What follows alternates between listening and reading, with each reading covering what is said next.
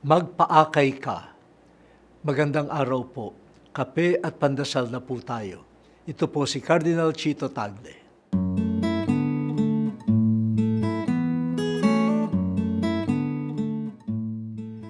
Ang batang nagsisimula pa lamang maglakad ay inaakay muna. At pag natumba siya, humihingi ng tulong upang makatayo. Kapag medyo nagbibinata o nagdadalaga na siya, nahihiya ng magpaakay.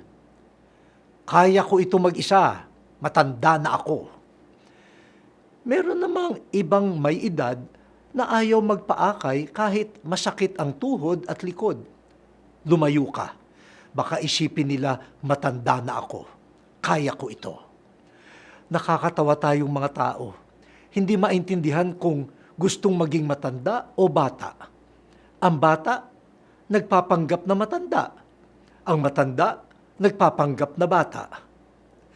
Panahon ngayon ng Adbyento, paghahanda sa pagdating ng Panginoong Hesus.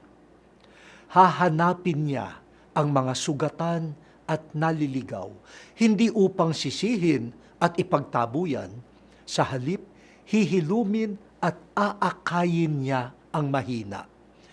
Huminsan nahihirapan tayong tanggapin ang ating kahinaan. Ayaw nating amining kailangan natin ng tulong. Huwag po tayong matakot at magtago kay Jesus. Hinahanap niya tayo.